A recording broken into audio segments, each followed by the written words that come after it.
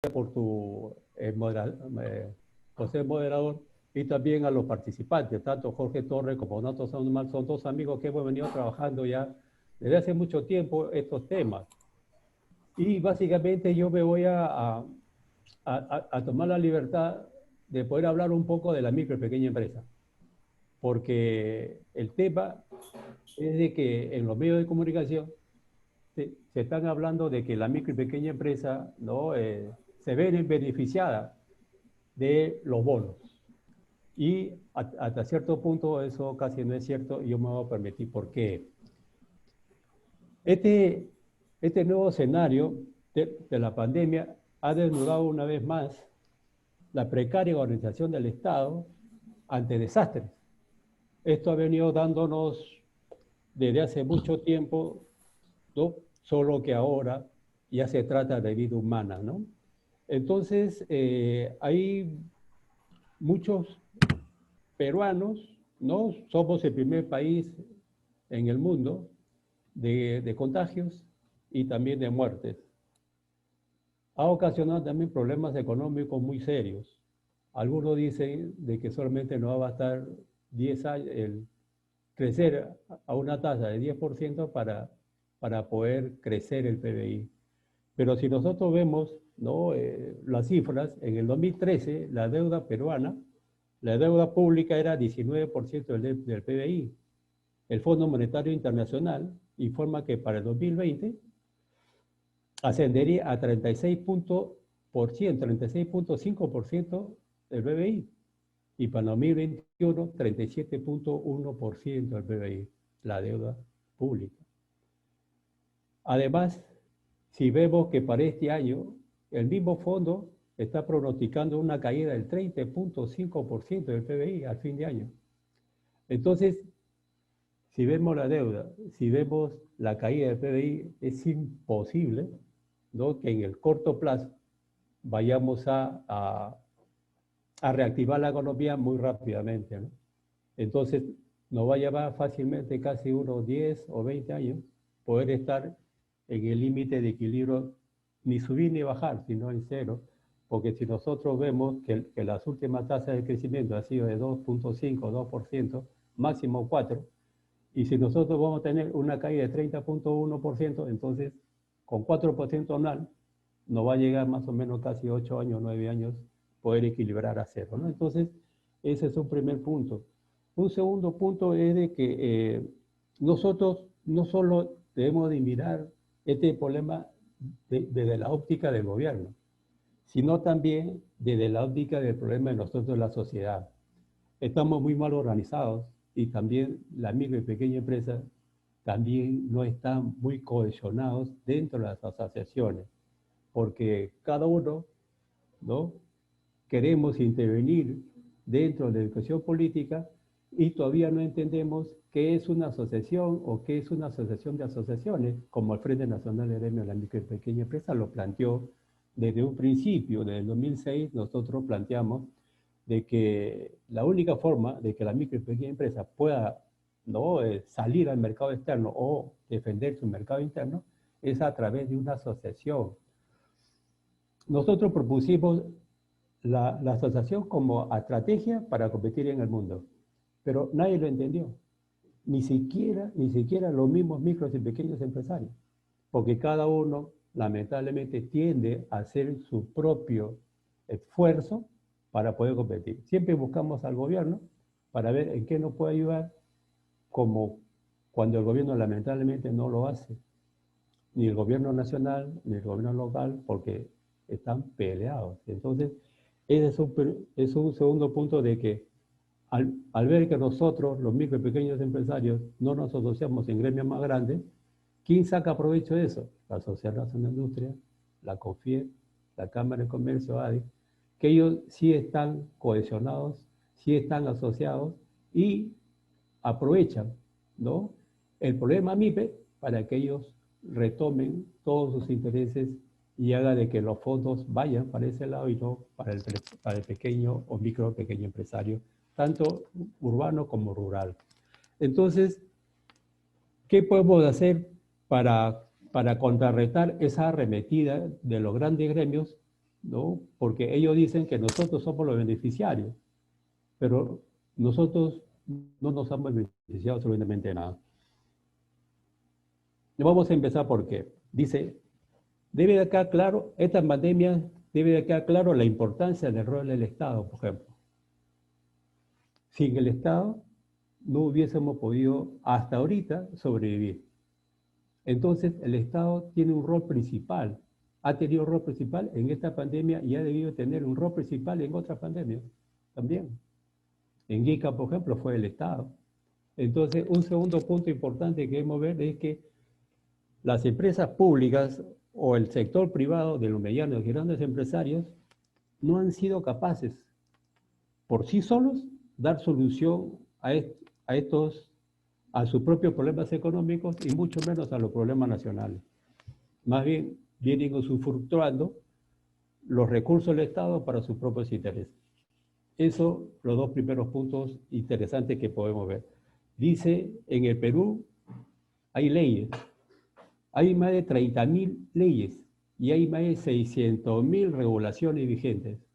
Entonces, no es por problema de leyes, sino que las leyes no se cumplen y muchas veces fueron formuladas con un fin, pero en el camino se tergiversan. ¿A través de cuáles? A través del reglamento de la ley. Entonces, ese es un tercer punto. Un cuarto punto es el sistema de información nacional. Está totalmente distorsionado, no es exacto. El INEI, con SUNAT, con Produce, con los otros sectores, no conversan sus cifras, y mucho menos con las regiones. Tal es así, por ejemplo, ¿no? el primer bono universal que dio el MIDIS, por ahí salieron un montón de gente que le dijeron que a mí yo debo tener ese bono, pero no me ha llegado. ¿Qué cosa quiere decir? De que las estadísticas están malas, la información está mala. Entonces, ¿cómo podemos hacer un plan para este sector de la pobreza, por ese extremo, o sector MIPE, si no conocemos cuántos somos, dónde estamos, ¿no? Entonces, ese es otro punto importante que ha dejado de traer esta pandemia. Un quinto punto es de que la precariedad de la estructura productiva en el país, entre grandes, medianos, micro y pequeñas empresas. Esta característica de la micro y pequeña empresa prácticamente por su mismo informe que nace de los ministerios, o sea que le dicen a los grandes gremios, oye, usted diga la verdad, no mienta. Las MIPES no son beneficiarios de Reactiva Perú, del FAE-MIPE, de los créditos agrícolas. Yo soy un productor agrícola y yo no soy beneficiario de este fondo, por ejemplo. Entonces, ¿por qué razón? Porque la estructura productiva, como ya mi amigo Donato sabe, y también Torres también lo sabe, nosotros somos más de 5 millones de micro y pequeños empresarios, ¿no? MIPE e informales somos más o menos 5.031.000. ¿Cuántos somos en porcentaje? El 99.7%. La mediana y gran empresa solamente 0.23%. Grande 0.01% y mediana 0.21%. Entonces, con esa estructura productiva, no vamos a defender nuestro mercado interno. No vamos a propender a exportar. Más aún todavía, si el 80% de la micro y pequeña empresa es informal, 80% no es 74%, ¿eh? Y ahí todavía podemos agregar más. Antes éramos MIPE y autoempleo peruano. Ahora hay venezolanos. Y eso no lo estamos cuantificando. Entonces, el tema no solamente reviste la parte interna, sino cómo vamos a cuantificar todo el resto que pasa. Dentro de esa MIPE, comercio y servicio 86% y manufactura solamente 14%. Entonces, cuando la gran empresa dice, oye, somos beneficiarios de la micro y pequeña empresa, ¿para qué me voy a beneficiar si yo me presto para comprar y me presto para vender? ¿Quién presta a un comerciante de la micro y pequeña empresa? ¿Cuáles son los requisitos? ¿Se han bancarizado? ¿Tiene su RUC? Si son el día a día, ellos comen todos los días tienen que salir a comprar y vender. Y mi manufactura tiene que salir a ofrecer su producto para que este comerciante le compre y lo venda. Entonces, si estamos en cuarentena, estamos acuartelados, no salimos, entonces, ¿cómo puede decir la Sociedad Nacional de Industria CONFIEP que nosotros somos los beneficiarios? Solamente con ese ejemplo desmiente a toda esta gran empresa asociada, ¿no?, que nosotros somos los beneficiarios. Fíjate, ¿cómo serán las cifras tan distorsionadas que dice el INEI? Dice que somos 11 millones de peruanos informales. 11 millones. Cuando la PEA Perú es de 17 millones. ¿Qué cosa quiere decir la informalidad? Trabajo precario, subempleo, desempleo. No cumple ninguna característica sólida de un trabajador. Entonces, somos más desempleados que empleados realmente, ¿no? 17 millones de peruanos informales. SUNAT dice, las MIPES formales, 2 millones de MIPES formales. Entonces, ¿a quién le creemos? ¿Al INEI? ¿A SUNAT? Porque si ya son 2 millones de MIPES formales y tengo 11 millones de informales, entonces, ¿cuántos somos realmente? Entonces, hacia eso voy. Cuando el Estado no tiene una capacidad de decir los números exactos, entonces, ¿cómo nosotros, no vamos a propender tener un plan para solucionar este problema? Porque lo que estamos haciendo solamente es sobrevivir. Lo que estamos haciendo es dar plata al que puede, ¿qué digo, no?, corresponder de repente a la devolución de un crédito a largo plazo, con aval del Estado. Entonces, pero son medianos y grandes empresarios. Pequeños empresarios muy poco. Puede ser pese el 1% de todos los pequeños. Y los pequeños empresarios, más o menos, según las estadísticas, 41.333 pequeños empresarios. ¿Ok? Cuando se habla de que se ha prestado a más de 200.000 MIPE, ¿cuál es? Si el pequeño empresario son 41.000, nada más. Y el microempresario no se va a bancarizar, porque no tiene esa capacidad o esa, ¿qué te digo, no?, esa responsabilidad de formalizarse. Porque dice, ¿para qué voy a formalizar? Si me dan créditos caros, no tengo mercado, el gobierno no apoya, no me dan capacitación. El mercado está abierto a todo el mundo. 17 TLC. Entonces, con esa característica de mercado, tanto la microempresa urbana como la microempresa rural tiene complicaciones muy serias. Por decirte, en el sector agrícola, SUNAT, ¿qué dice? Dice MIPE formales, 29.000. 29.000 de MIPE formales, ¿no?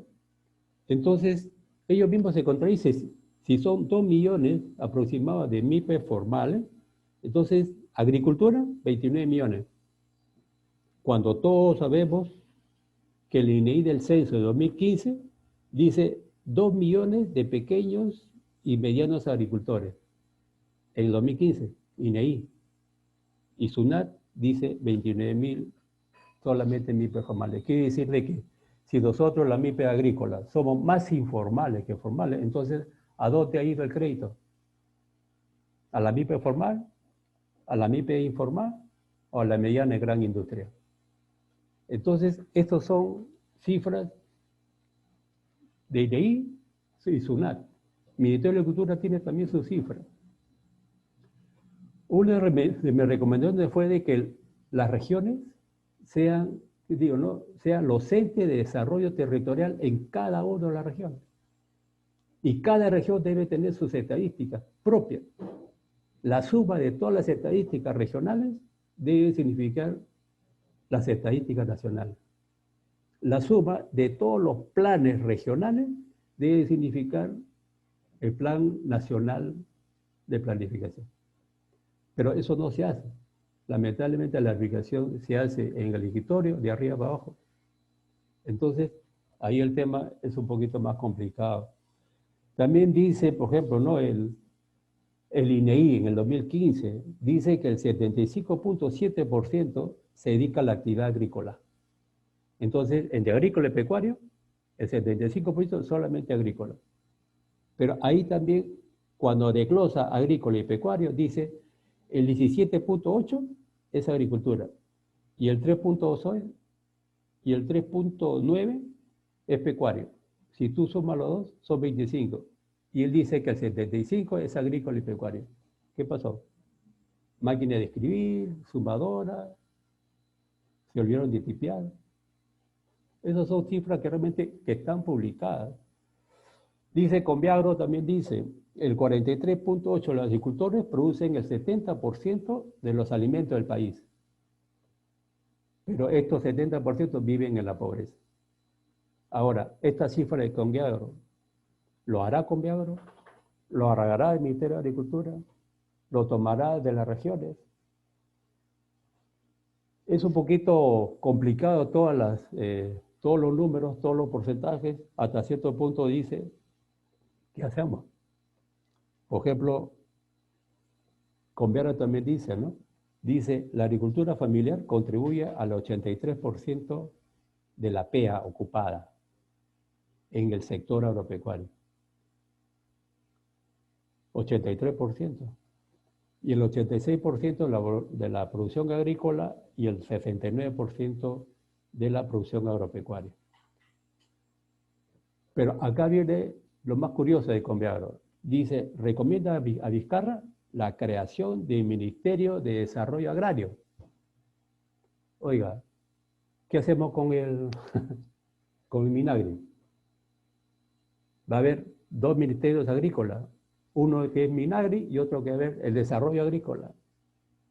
¿No? Hasta tal punto no es lógico lo que plantean los grandes gremios agrícolas. Porque si existe un ministerio agrícola, ¿por qué voy a yo a crear un ministerio de desarrollo agrícola?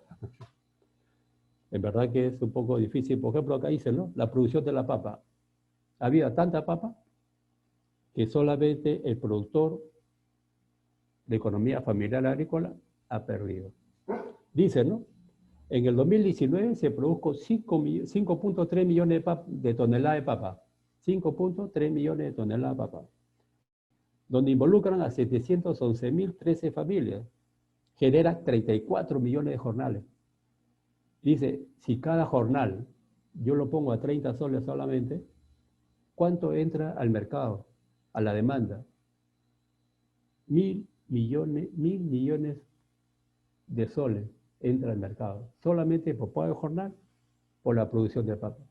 Solamente producción de papa. Dice, y la producción de papa da 110.000 puestos de trabajo. ¿Qué pasaría si yo no produzco papa?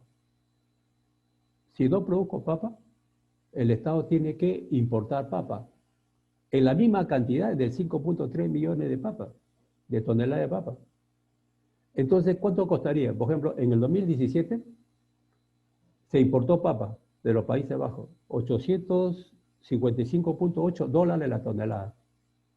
Entonces, si yo multiplico $855.8 la tonelada por 5.3 millones de toneladas que no se producirían, entonces, ¿cuánto necesitaría el Estado, ¿no?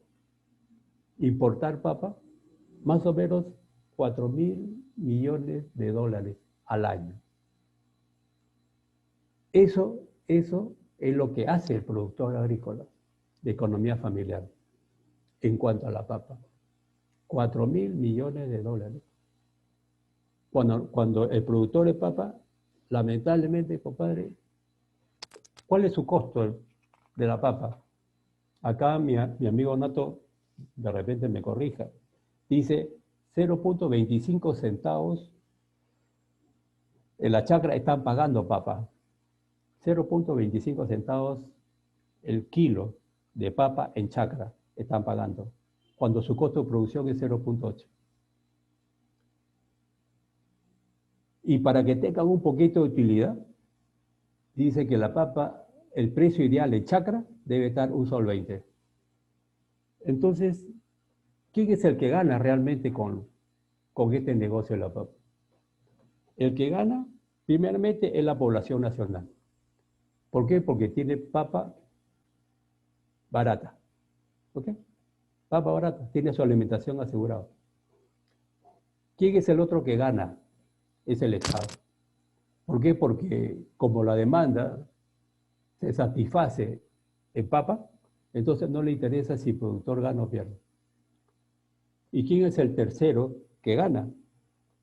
Lo de siempre, el acopiador, el transportista, el comerciante mayorista, el taxista, las empresas de autoservicio, comerciante minorista, todos ellos ganan. Y el que produce la papa para la venta, ese es el que pierde. Caso bien anecdótico, fíjate que en otros países hay un solo precio flat para todos los productores, caso de Estados Unidos, por ejemplo. Los precios commodity es un solo precio que va a nivel mundial. El maíz, por ejemplo, es un solo precio, a nivel interno y a nivel externo. Yo cuando propuse eso, de que sea un solo precio a nivel nacional de un producto, costo de producción, más una utilidad, siempre me dicen, no, no se puede. Entonces, ¿cómo en nuestro país no se puede y en otro país sí? Esa es una pregunta que se podría responder. Entonces, la papa es igual que el choclo, porque yo soy choclero, por ejemplo. ¿Cuánto es mi costo de producción? Sin considerar, ¿no?, alquiler de terreno, sin considerar IGB, sin considerar impuestos, sin considerar todo, el costo solamente de producción es 7.000 soles por hectárea. Y para yo ganar, en esta campaña, por ejemplo, el choclo debe costar 0,8 centavos por unidad. 0,8. 80 centavos por unidad. Entonces, para más o menos que el productor cubra su costo de producción, su capital de trabajo, más un cachito de utilidad. Pero lamentablemente, por ejemplo, en esta campaña, ¿a cuánto ha pagado? A 0,04 soles la unidad. O sea, una monedita de 5 centavos es chiquito. Menos de esa monedita, 0,04 centavos por unidad. Por ejemplo, a mí me han querido pagar eso, ¿no? Entonces, el tema está de que cuando hay este tipo de problemas, ¿no?, de desgracias, el que sale perdiendo siempre es el que da el alimento. Porque nosotros debemos de ganar. Porque simplemente si no producimos, el Estado va a tener que importar. Todas las reservas internacionales netas no alcanzarían para un año de importación de alimentos. Y eso es lo que no toman en cuenta los gobernantes ni tampoco los congresistas ahí metidos. ¿Cuál es el mayor problema del productor? El mayor problema del productor es poder sacar su producto. No puede sacar producto porque son chiquitos, son pequeños. Hay otro punto importante que tampoco se ha tocado, es que los sectores, por ejemplo, el Minagri produce, Micetur, PCM, todos ellos tienen programas y proyectos para la micro y pequeña empresa. Entonces ellos, con el fin de que el presidente lo vea como buen ministro, hacen cada uno de ellos, hacen sus propios proyectos, su propia idea de cómo puede hacerle que el micro y pequeño empresario se beneficie. Pero cada uno tiene un presupuesto para eso. O sea que no hay un orden. El Estado peruano no tiene un orden dentro de las instituciones, dentro de los ministerios para poder hacer. Fíjate, ellos hacen su propio trabajo, pero no coordinan con las regiones. Usted ha visto muchas veces, ¿no?, de que el ministro va, produce, va a las regiones, su propia oficina, no coordina con los gobiernos regionales y están en esa, en ese tira y jala de los proyectos, de los procesos. ¿Eso qué cosa quiere decir? El demasiado centralismo, o sea, el centralismo que ahoga a los gobiernos regionales en las decisiones de ellos mismos, ¿no? No coordinan. En el caso de agricultura, por ejemplo, los programas que llevan directamente el gobierno local tienen tanto ellos, los gobiernos regionales, tienen autonomía presupuestaria, tienen autonomía de gestión, pero lamentablemente el gobierno central muchas veces no los toma en cuenta en eso. Y ese es uno de los principales problemas, como la economía familiar agrícola en esta parte en la agricultura no desarrolla, ¿no? Las comunidades campesinas también están ahí esperando a que algo suceda realmente. La desorganización del Estado hace que los gobiernos regionales no tiendan a impulsar su propio territorio. ¿Qué cosa es lo que recomendamos nosotros? Hay un punto, dice, los cambios se tienen que hacer ahora y ya. No hay que esperar. Si bien es cierto, ya hay una próxima campaña en cierre, ¿no? Dice, el rol del Estado tiene que ser más activo, ya no subsidiario como ahora. Subsidios, muchos subsidios. Tiene que tener una nueva constitución para que haga eso. O sea, tiene que cambiar la constitución, ¿no? Para que el Estado tome la batuta y poder desarrollarse. Muchas veces va a decir, no, que vamos a estatizar todo, ¿no? Esta es una mentira más grande que el techo, porque el Estado es el que pone la plata. El Estado es el que tiene que organizar. Hay muchos profesionales que pueden hacer ese tipo de trabajo, pero hay otros que lo limitan. Y el rol del sector privado debe ser complementario al sector público, no al revés. ¿Por qué? Porque se ha visto en esta pandemia que es el Estado, con la plata de todos los peruanos, que está solucionando los problemas económicos. No es el sector privado que por ellos mismos meten la mano. No meten la mano al bolsillo. Ellos mismos. Ni para tener a bien su economía empresarial, como para propender a la economía del país. Claro, la minería por ahí dice que vamos a hacerlo, pero la minería no va a cubrir la mano de obra. Lo que va a cubrir la mano de obra es la agricultura. Si nosotros no vamos a tener alimentación, no vamos a poder desarrollarnos. En este siglo, dije alguna vez en el 2008, dije, en este siglo que viene, o sea, en este siglo que estamos pasando, el país que no se autoabastezca ni de agua ni de alimentos, no sobrevivirá a este país, este milenio. Es por esa razón de que todos los países están tratando de que su agricultura sea la que realmente dé, ¿no?, el desarrollo a su país, tranquilidad a su país. Otro punto que nosotros hemos recomendado fue de que se cree un ministerio MIPE, por ejemplo. Y eso lo dijimos en el 2008, ¿no? ¿Por qué un ministerio MIPE? Porque el micro y pequeño empresario, hasta cierto punto, es empleo, no es industria. Pero a través del empleo se hace industria. Pero que los programas sean directamente para ellos. Otro de los puntos que nosotros proponemos también es la terminación de las transferencias de funciones y presupuestos a los gobiernos regionales. O sea, el gobierno peruano, el gobierno central, debe terminar con las transferencias de funciones y presupuestos a los gobiernos regionales. La famosa ley de la descentralización, la ley 27783, debe aplicarse esa ley, pero ya, ahorita. También se debe aplicar la ley de las comunidades campesinas, por ejemplo. Pero el reglamento sí se debe cambiar, por ejemplo, de la ley 24656, ¿no? Entonces, estos son dos puntos importantes que se deben dar, ¿no?, para que en el mediano y largo plazo se tienda a organizar mejor el Estado. Los gobiernos regionales deben ser los actores del crecimiento y desarrollo de sus territorios. Esa también es otra propuesta de hace mucho tiempo del Frente Nacional de Gremios. Otro, las compras del Estado deben ser descentralizadas, por ejemplo, donde las regiones ejecuten las licitaciones y los presupuestos para ese fin. No debe hacerse desde Lima. Los núcleos ejecutores de aquí en Lima son 13 representantes que van a los núcleos ejecutores. 2 de ellos de la Sociedad Nacional de Industria y otro de la CONFIEP.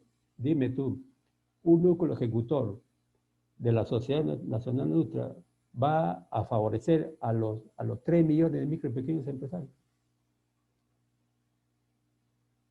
Las regiones tienen que ya ahorita, ¿no?, ser los propios actores de desarrollo del país.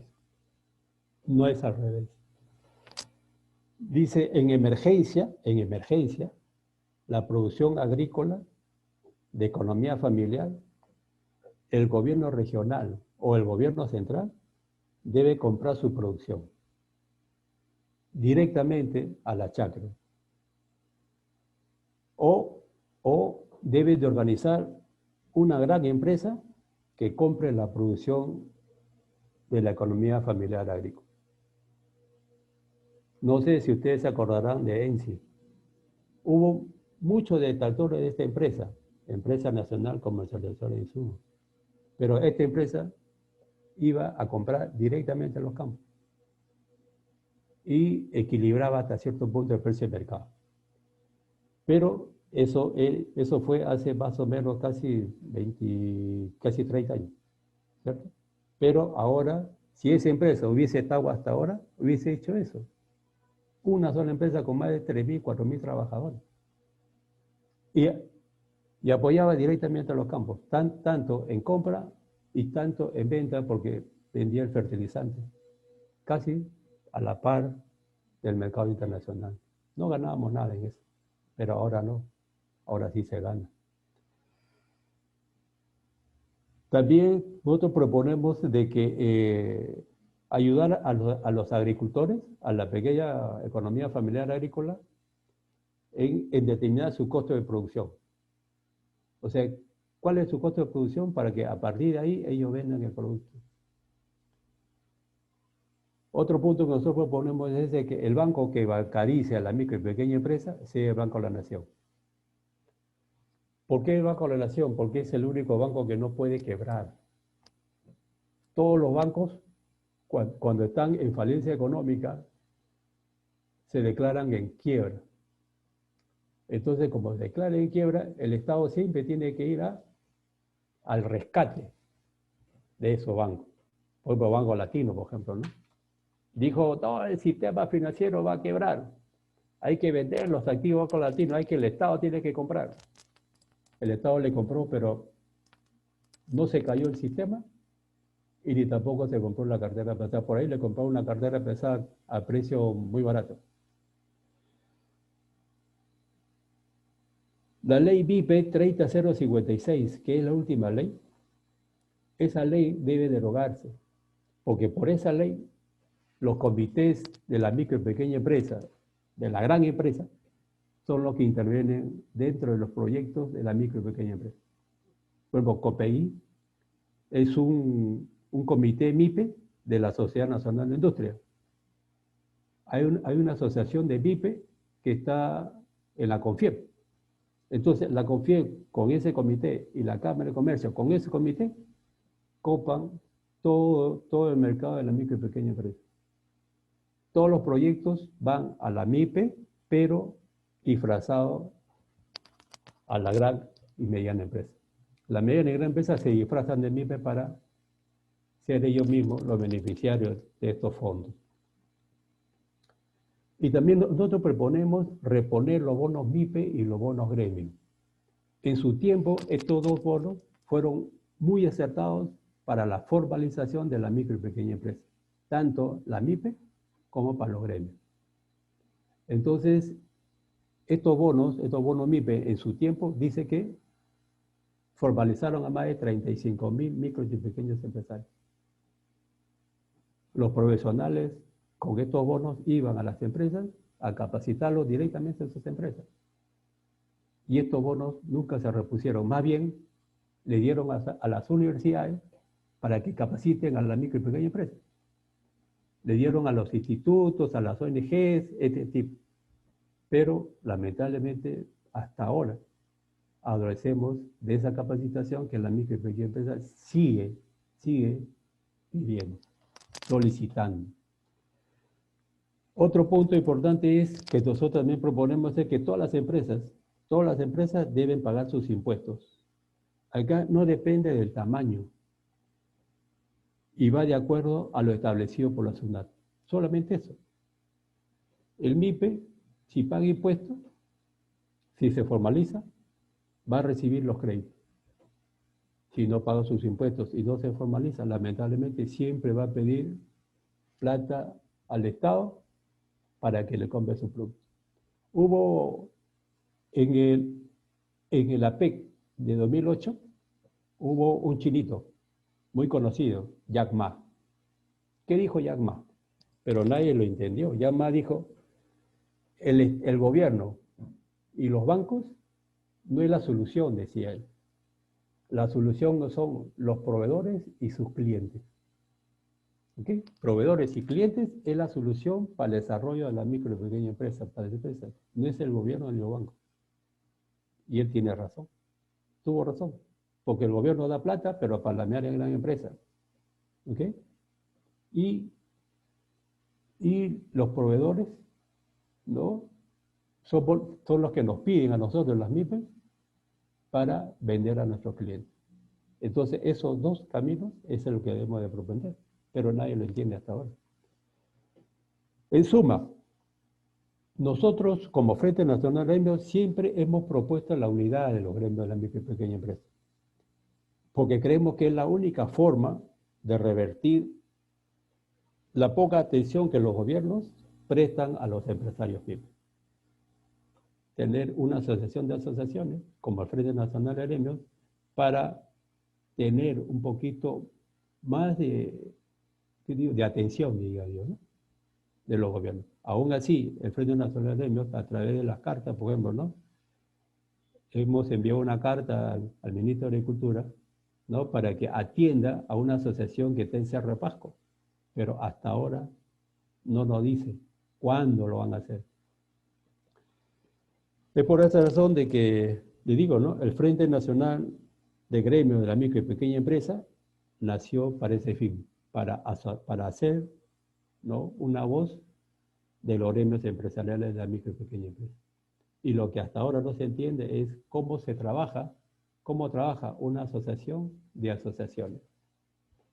Hasta ahí, señores, es lo que me corresponde y creo que hemos dejado claro de que los fondos del Reactiva Perú y de FAEMIPE simplemente, y los créditos agrícolas no han sido muy beneficiosos o no han sido nada beneficiosos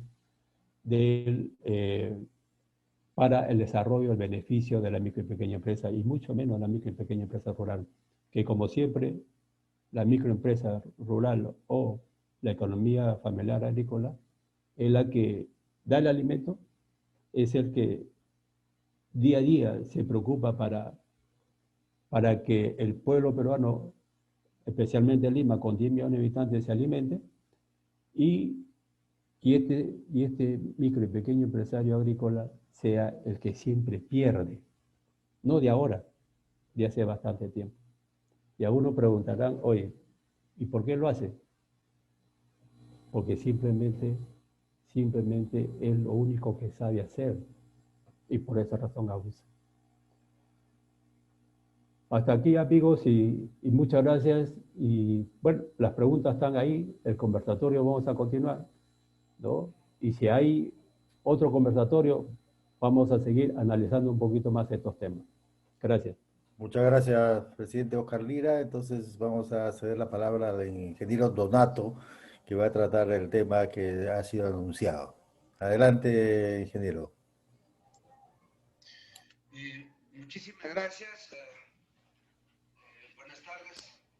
Saludarles a todos ustedes por esta invitación y particularmente también al economista Oscar, con quien tenemos